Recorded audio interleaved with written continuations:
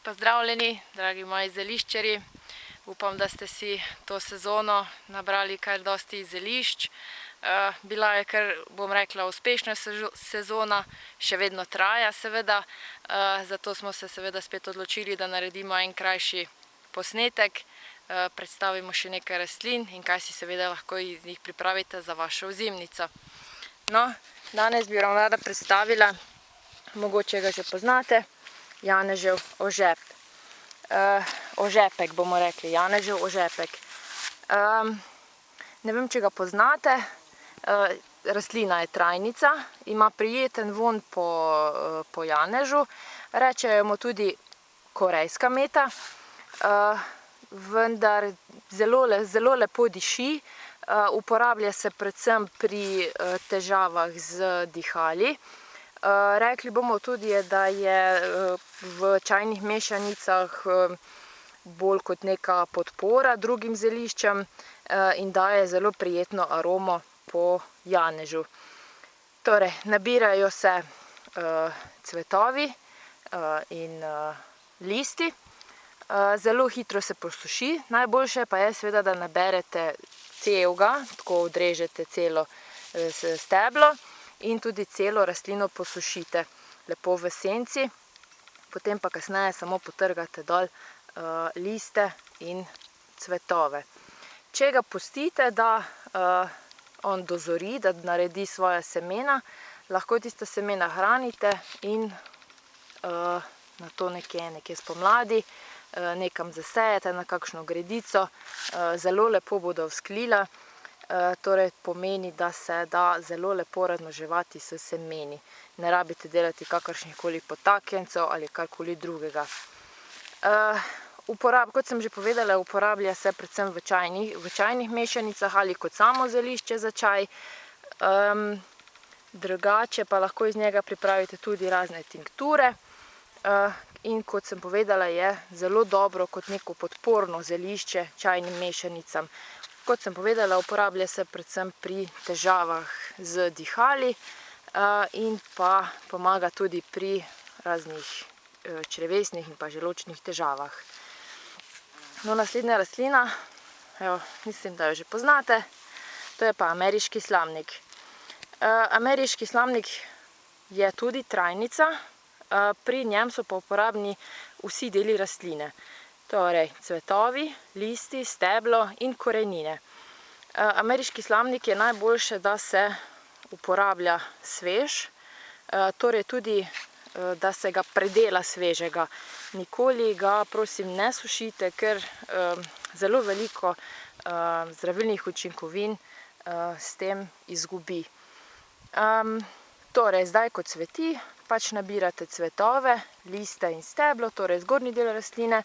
Najboljše je, da ga potem namočite na domače žganje in si potem iz tega pripravite tinkturo. V jesenskem času, ko pa je čas za nabiranje korenin, pa rastlino, ki je starejša od 3 let, izkopljete, razdelite, en del rastline posadite nazaj, drugi del korenin pa samo pod vodo očistite, mogoče rahlo skrtačite in date na žganje.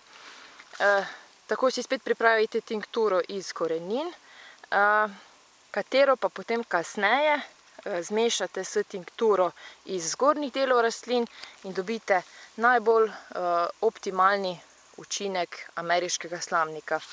Ameriški slamnik je najboljše, torej tinktura, da se uporablja kot kurativa in ne preventivno.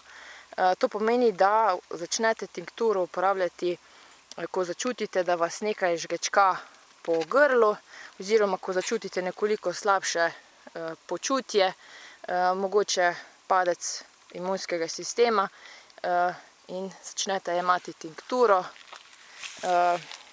Zelo hitro vam bo pomagala, jemljete jo pa potem tako dolgo, dokler ne čutite okrevanja.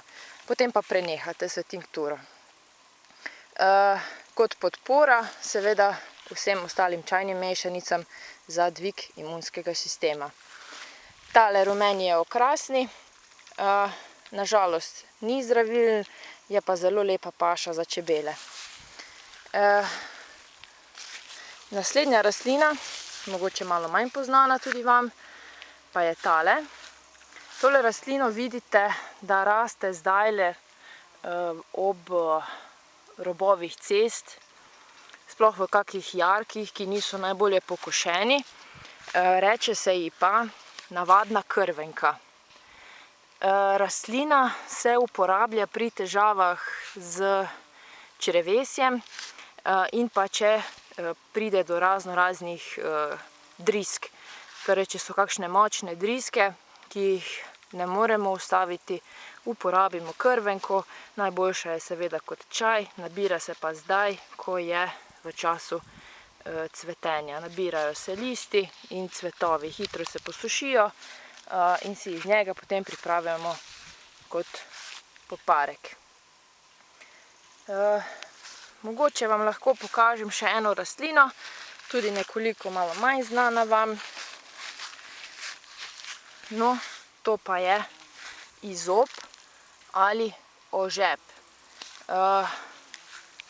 Marsikdo ga ne pozna, zdaj vidite, da je v lepem cvetenju, cveti takole modro, je izredno medovita rastlina, nekaj tako vijolično modro. Ima zelo prijeten vonj, v čajnih mešanicah se zelo odlično poda kot podporno zelišče. Uporabljajo se listi in cvetovi. Najbolj uporabno pa je seveda to zelišče za razne želodčne, črevesne težave, če nas pesti zgaga, če imamo vedno napihnjen želodec, da imamo tako, da nas rado napihne, da se nam rado potem spahuje po kakršnikoli hrani, uporabimo tole zelišče. Lahko ga uporabimo tudi svežega pri raznih jedeh, kot so kakšne fižolove zakuhe in kakšne težke jedi. No, tole bi nekako bilo z moje strani zaenkrat vse. Jaz vas lepo pozdravljam. Želim vam, da ostanete zdravi, da uživate v tem soncu, ki nam je še ostal to poletje, in lep pozdrav!